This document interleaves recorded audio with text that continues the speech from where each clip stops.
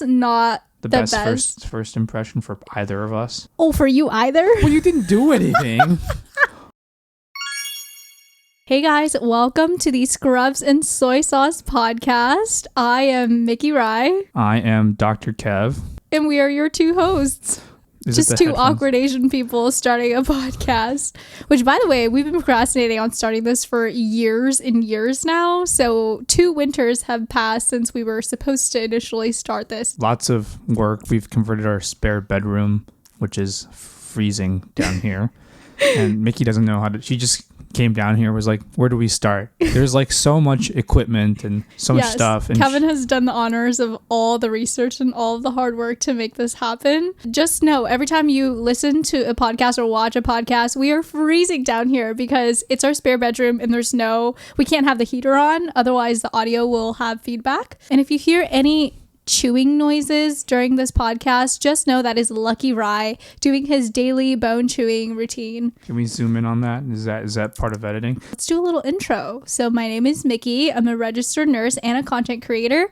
We currently have over 4 million friends on the internet, on YouTube, Instagram, and TikTok combined. But we make a lot of content about our relationship, about our Asian American identities, and also about medicine, about our work as healthcare professionals. I'm Dr. Kev. I am a surgery resident here. We are located in the great Pacific Northwest in Seattle, Washington. I am in year 3 out of 6 in my training, so have gone a long ways, but still have a long ways to go. Currently, I'm on a research year, which means I can spend hours on Amazon buying all of this equipment for this podcast. Welcome to the show, and our goal is to kind of engage more with our community and share our thoughts in a more long form and thoughtful process. Yeah, so the podcast will have different themes. Some of them will be related to talking about relationships, breakups, hospital drama, medicine, Asian American identities, being awkward Asian people. Like, everything is going to be covered, and we totally realize that not every episode will be for every person, and that's okay. So today we're starting off with a story of how we met, because it's quite a juicy one, and we have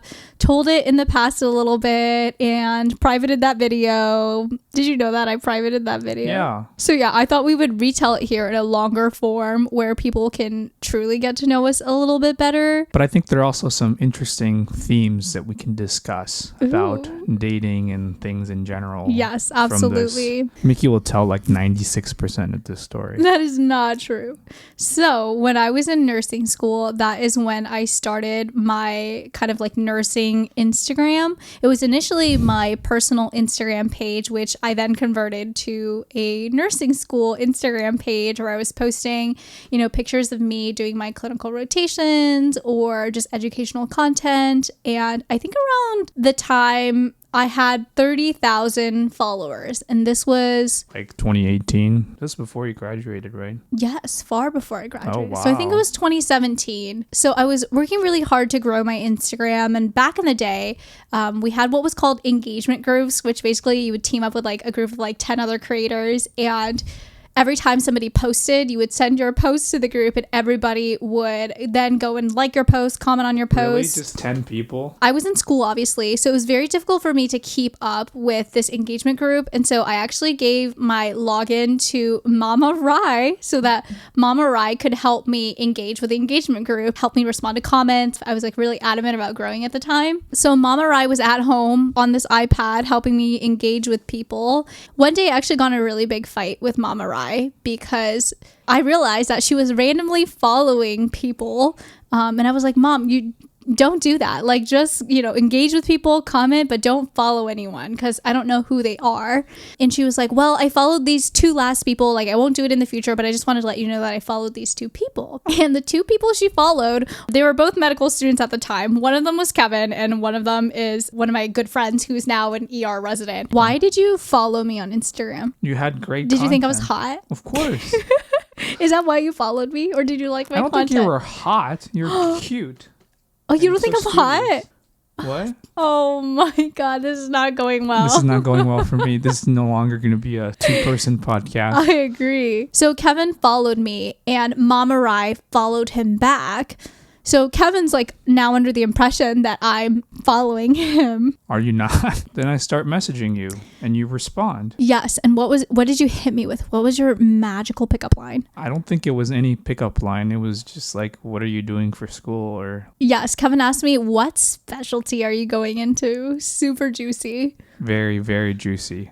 Yeah. And then it came into my general inbox because I was following him back and I was like, who the heck is this person? And then I look at his profile and then I figured out why Mama Rai followed him, because in his bio, it literally says the name of his med school, which this man went to one of the best med schools in the country, and then class of 2020. What's wrong with that's a fact? Okay, yeah, sure. The reason I responded was because at the time I was actually still thinking about going to medical school, right? You were pretty adamant about going to medical school. Yeah, so I was really hoping to get some advice from you. So some ways into our conversations, I am like, oh, like, do you have any advice on getting into medical school? I'm asking for a friend. I feel like I did give you some advice at the beginning. No, you didn't. Well, I was part of the admissions committee, right? Like I was interviewing folks and like doing stuff. So I was really into the know-it stuff. You literally told me, don't go. That was the advice that you gave me. Is that bad advice though? No, it's not. It was a little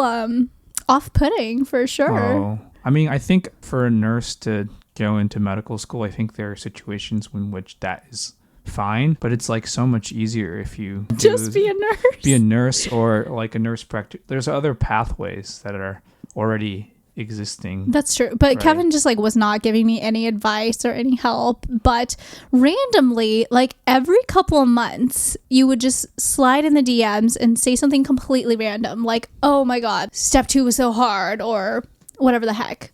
What was going through your mind when you were just like randomly messaging me? Was there like a routine, or just like, oh, you randomly thought of me or saw me on your feed? Yeah, very natural. Yeah, so I would get a message every couple of months and I would respond, and we realized that we had a lot of random similarities where our lives kind of crossed paths. We were in Japan at the exact same time when we were kids. We were in SF in the same building doing research the same summer of 2015. We were in LA at the same time for college. There was just like a lot of strange intersections, and we also really bonded over this idea of being awkward Asian people going through healthcare education. So at this point, we haven't had the opportunity to actually see each other in person. No. Yeah, so it's been like a couple of years where it's on the Instagram. And then on the Instagram. And like, I think an interesting story was when she actually gave me her actual cell phone number. Thanksgiving or Christmas of 2019. Yes. When she was like, we were talking about something that we probably shouldn't talk about, but basically she's like, it's so cumbersome to talk on Instagram. We need to, do you have I want to switch so I can type on my computer. And then I was like, okay. And so she gave me her number, but then I had an Android at the time. So I was like green text. It was giving red flags all over. But truly, like I normally when I text, I use my MacBook Pro because I like to type really fast. And Kevin was trying to get me to tell him a story. So genuinely, I was like, I don't want to type this on my phone. Is that a red flag if someone has an Android phone? It's not a green flag. Or it is a green flag because the text bubbles are green. No, it's fine. I think it means you're economical. Well, I feel like some of the Samsung phones are more expensive than the Apple phones. The Samsung phones are great, low-key. Yeah. At this point, it has been like 3 years of talking, and we still have not hung out in real life. Well, the juicy part is that Miki never told me this, but she was dating someone for most of that. We were never saying anything sketchy, and you never asked me if I had a boyfriend. Like, it never came up in conversation. It wasn't there yet. Yeah, there was nothing that we were talking about that would have been like inappropriate to do in a relationship or anything like that. I recently learned this word called on TikTok called Riz. Is there infinite Riz? Is there Riz associated with this or no? No, I don't think you're using it in the right context. It's okay though. I appreciate the effort. There's going to be some listeners who are probably more like me. Can you explain this Riz phenomenon? So I also was recently exposed on TikTok, even though I was born on the 19th of December, which makes me 10 days away from Gen Z. They were like, you are not Gen Z. You are 96. And so I don't know if I'm qualified to give the definition, but basically Riz is like a measure of your coolness. From my generation, it's like you've got game. No? Is that sound roughly about right? Kind of, except it's like unintentional. You don't have to like work for it. It's just like there.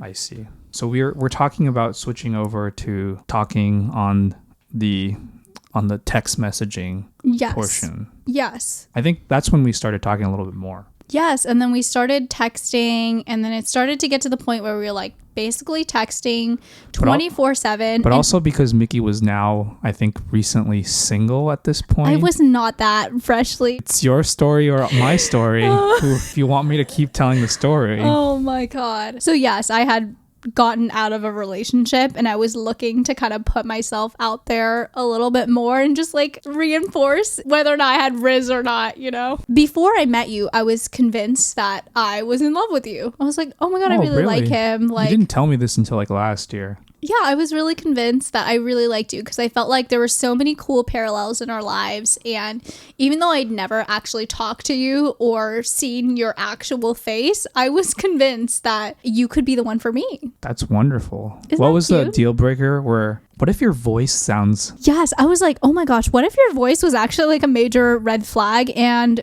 this entire thing had to go down the gutter? And then Kevin calls me immediately. And of course I don't pick up because I'm not going to pick up. But what would you have done if I just picked up? I don't know. Would you have talked to me? Yeah. Okay. Well, so anyways, all of this is going swell. And at this point, I had moved back to the Bay Area where my parents were. And that's where Kevin was at the time. So Kevin's like, we should hang out. And I was like, yes, that's a great idea. So we set a date. We put it on the calendar. It was a Wednesday that you were supposed to come to my house and we were going to make dumplings. Kevin can hand make from scratch with dough, flour. Yeah. Make dumplings. So he offered to make me dumplings, which are my favorite food. But then one of her best friends is like, what if this dude is crazy? Like, is it okay for you to like meet him first time at your house? Which I think that's reasonable. Which is totally valid. Yes. My friend was like, you're crazy. What if he's actually a creeper and you just let him into your house? And I was like, valid point. And that was the Wednesday. And 2 days before that, on the Monday, my friend and I were going to go into SF for just like a girls' day. And that's where Kevin was at the time. So she was like, why don't we just have lunch with him, make sure he's a normal person. And then if all goes well, then he can come on the Wednesday. I was like really not prepared to have this meeting. Like, I don't know. Have you ever been on a first date with your date's best friend? It wasn't like a date though. Yeah, it was. Like, but it's the first time we were meeting and you were really cranky. True or not? Yes, because the night before this intervention, I had gone to med school prom with my girl bestie and we were up all night. We didn't eat breakfast and we got up at 5 a.m. because we wanted to get photos of the Golden Gate Bridge. And at the time we were in our travel blogger era taking these photos and it was maybe like 45 degrees out, freezing. I'm cranky because I'm hangry, but we have lunch with Kevin and we decide to get dim sum. Yeah, they also picked me up from where I lived. I'm a poor medical student. I didn't live in the best part of town, I would say. It's kind of sketchy to drive to pick me up. So my friend and I, we go and we are on our way to pick Kevin up. Yes, it's kind of a sketchy part of the neighborhood. It's a little bit of a red flag. We're like, okay, it's fine. We're driving. Mind you, at this point, I'm convinced I'm in love with you. And my friend like pulls up and we see someone like waiting by the side of the road. This man is wearing like a rainbow flannel with a black backpack with jeans with the cuffs rolled up and dad shoes. She was like, do you want me to pull over or should I drive away? Oh my gosh. In the nicest way possible though. She didn't say it like this is the modern day romance. And I was like, oh, I don't know what to do. Like, you know, like we should all get like at least eat lunch. We picked you up. We picked you up from the side of the road. You got in the car. I think you were in the passenger seat. Yes. I was in the back seat. And your friend was driving. I'm very introverted, so I'm not the best at holding a conversation, but my friend is very extroverted. Also, we were both in medical school. You were like tired. Yes, like, I was exhausted. You were I was like pooped. half asleep. But because they were both in medical school and taking like the same exams, going through the same things, you guys had a lot in common. So the entire car ride and the entire lunch was you two talking, and I just sat there. I probably spoke 5 words to you. Yeah, it was not the best. It was not the best. First impression for either of us. Oh, for you either? Well, you didn't do anything. Well, fun fact. So they wanted to take more photos after the event. We went to get some matcha. We were like, okay, yeah, like we're going to get this lunch. We'll tell the story about the check the next time. We'll leave that for next time. We were under the impression that we would have this lunch and then we would go our separate ways. But in order to part, we were like, oh, we're going to go take more photos. And Kevin's like, oh, I'll come with you. You didn't want me to come with you to take more photos? I don't remember what I was thinking, but clearly you came along with us. We ended up getting like matcha soft serve and stuff. And then we went to go take more photos. And then we ended up back at the Golden Gate Bridge. Why did we go back there? Because the photos we took in the morning, we weren't sure if those were good. So we had to go back and take more photos. This entire time, Kevin and I are still not talking. The entire situation's like low-key awkward. They didn't get my jokes. I think her friend asked me to hold her backpack. I'm like, no, I was joking. Of course not. And then that's not a funny joke. Clearly. Now knowing your sense of humor, it is kind of funny. But back like on the first day we met, she was carrying like a 10-pound backpack, and we were just like, oh, do you mind holding it while we like queue up the meter? And he was like, yes. No, I said yes, I mind. We're back at the Golden Gate Bridge, and if you know anything about the Bay Area, in order to go to the other side where we both lived, you can just take the bridge and go. I also live the furthest possible away in San Francisco from the Golden Gate Bridge. But I didn't know that. I had pick me up. I don't know SF geography, so I feel really bad. But then we were like, makes sense for us to leave this way, so then Kevin can just Uber home. We left him to Uber home, and I felt so disappointed because, again, I was convinced that you were going to be the love of my life, and this entire first meeting was so far from ideal. I'm like moping in the car, and the best part was that my friend took a wrong turn at the Golden Gate Bridge, so we ended up having to circle all the way back around. And when we circled back around, we saw Kevin. I was still waiting for my Uber. We saw Kevin again, and he started waving at us, and it gave me the biggest ick I'd ever gotten in my life. Women are just so I feel really bad. I was like, I think my impression of that day was, I'm like, wow, Mickey's like either really boring or really tired or both. That's savage. But anyways, I go home. We're on the way home. She doesn't text me for like a day. No, I'm still responding. Just like as someone who has less social cues, it was still obvious that it was like less of a priority. I'm sorry. You're not sorry. I do apologize. I was gonna do like a ghosting slow fade kind of situation. Actually, the following day, I had a phone call. Remember I told you guys my mom followed 2 people. One of them was Kevin and the other one was another med student. I actually had a phone call with him. Why did you phone call him? I think he called me about something else. Why don't you pick up when I called you? Anyways, he called me for something else, and I consulted him about the situation. I was like, look, I'm supposed to make dumplings with this guy tomorrow. First meeting yesterday went super strange.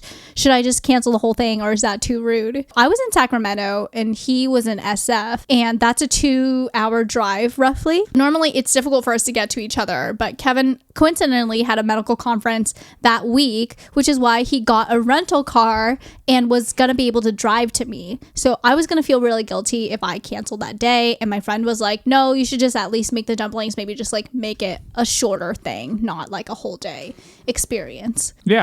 And then on the morning of, I was like, hey, I'm going to start driving. And she's like, I'm not feeling so good. I promise I'm not a horrible person. But the morning of, I felt bad that you had to drive 2 hours too. So truly, I also had a sore throat that morning. So I was like, hey, I'm really not feeling the best. I know you have clinical rotations, which you cannot skip or miss in school. I was on like an ED walk, rotation. so I had like 3 or 4 days off. Look, I'm not feeling the best. If you don't want to come and get sick from me, I totally understand.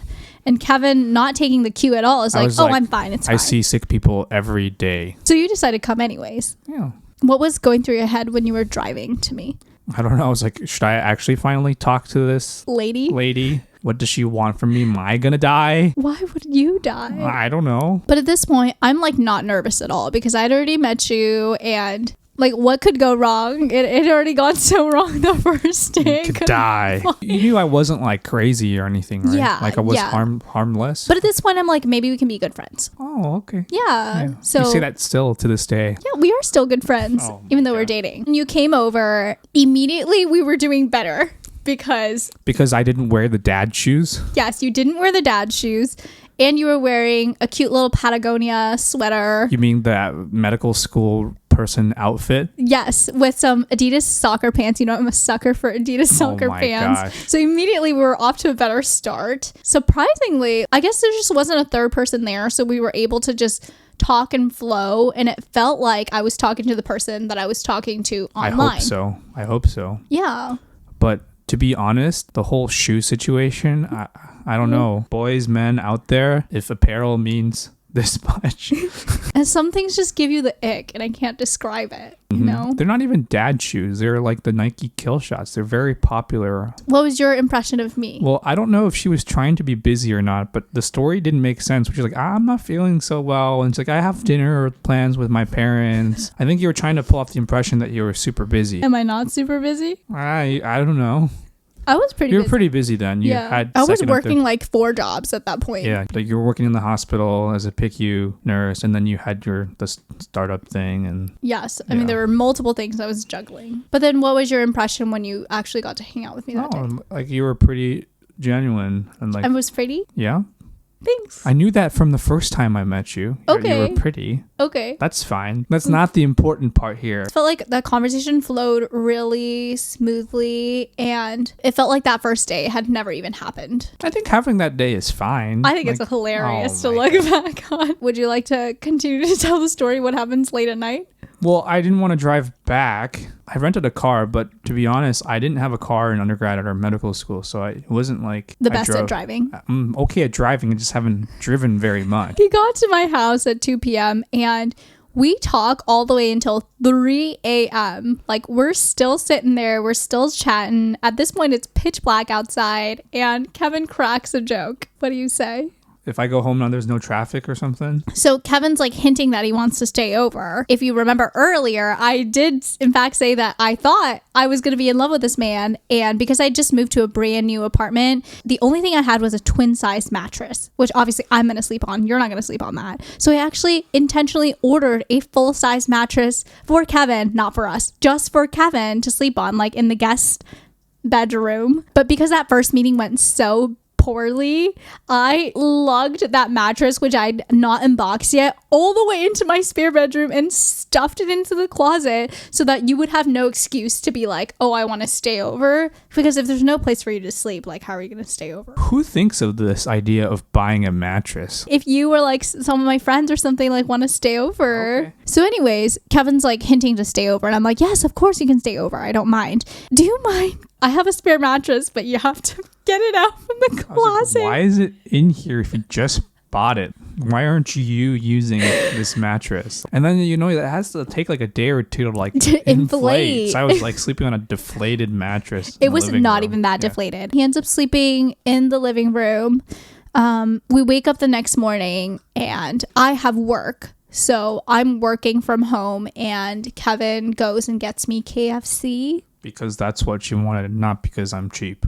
So I think we talked about biscuits or something. Oh, I love biscuits. And then he drives home around noon that day. Do you want to talk about the rest of the early days of dating? Wait, we have to backtrack. Because during that day, we had a conversation talking about how I had relatively freshly gotten out of a relationship and how you had match day coming up in 2 months. Yeah. We had a conversation where we were just like sitting down next to each other and we are like, it's probably not the best thing for us to do to get in a relationship right now for either of us. So we should probably wait until like all these things pass and then get in a relationship if we so decide. You know, you're in a state where you're like, I could move if I want to, or like I was also under the impression that I would stay in the Bay Area. No. Kevin gave me the impression that we would stay closer to my home base. The biggest thing was that this was right before COVID had started, and that I think put into a lot of perspective like what's important to us in our lives. We had friends in the city, but to have someone, I think it accelerated our relationship a lot. So the first 5 or 6 meetings was pre-COVID. We had heard about this thing in Asia. The news. Yeah. And then like maybe 5 or 6 meetings in, that's when like, you know, my school started saying, oh, there might be some cases in San Francisco. And that kind of changed how we thought about life. And one of the things that Miki did for me was that I didn't have a car. So the way that I would go and visit her was take this mega bus. It was a $5 or $10 mega bus. Yes. Take it after work and go there and come back. It was very romantic per se. We love the place that the megabus drops us off at in Sacramento. It's one of our favorite locations. But then she let me borrow her brand new car. And I kid you not, Cara, which is the name of my Toyota Prius, was brand spanking new. She was 1 month old. I had not even driven her yet. She had like 2,000 miles on there. And so I drove her back to San Francisco. Well, because I didn't want Kevin taking the mega bus with this supposed COVID stuff at the time, right? We didn't know what the situation was, so I didn't want him getting exposed to other people on the bus. So I was like, why don't you just take the car with you back to SF? Which was really nice, but also kind of scary for me too. It's a lot of responsibility. Yeah. Fun fact, I was by myself in the car when I heard that I had matched. So how the match process works is that you find out on Monday whether or not you match, but they don't tell you where. Right. On Friday, you figure out where. Right. And I was actually driving. There's traffic, so I thought I'd reach back to the city by 8 a.m., but they tell you around 8 a.m. Mm-hmm. And I was literally at the toll gate of the San Francisco Bridge in your car. Yeah. When I was like, oh, I matched. Yay. So lots of memories in this little car. I think something that's like probably so crazy for people to hear is us like quote unquote moving into a place with each other so early on in dating, and part of that was because of COVID and the world shutting down, right? We each had our respective apartments. The world shut down and there was nothing else for us to do. It made sense for us to quarantine together. At that point, got to experience what life would be like if we decided to stay together. Life was like pretty simple then, right? Like you go grocery shopping. I think at that point, I was done with all my clinical duties, at least the end. That was the time where I'd planned to go like traveling, because that's what a lot of people do at the end of their 4th year of medical school. We had kind of avoided fully defining the relationship until we knew a game plan of what was going to happen from that point on. And when match day happened and we found out that you would be going to Seattle, that was a moment where we really had to decide, like, was I going to move with Kevin or was I not? And yes, while a long distance relationship is totally possible, 6 years is a very long time. And for somebody who like had just freshly known each other. Yeah, it's a big decision for you to make, to sacrifice parts of your life to move to Seattle. But also, I don't want to force you to do that as well. We did make the decision to do that, but we also had lots of things in place where if it didn't work out, it would be okay. The apartment that we ended up getting the first year we were here was like very cheap. Very budget, so very affordable. Very affordable. Yeah, in the off chance I decided I didn't like Seattle or something didn't work out between us, Kevin would still be able to pay that rent on his own. Yeah, and then you still could go back to the Bay Area. I applied to 2 jobs, one of which I know for sure I finished the application. I don't know if the other one I actually finished the app or not. The kind of sign from the heavens was that I really only applied for 1 job and I ended up getting that job. I did 3 interviews and I ended up getting the job. So that felt like a sign for me to go to Seattle. And I was also looking for a change of pace. It was quote unquote her dream job per se.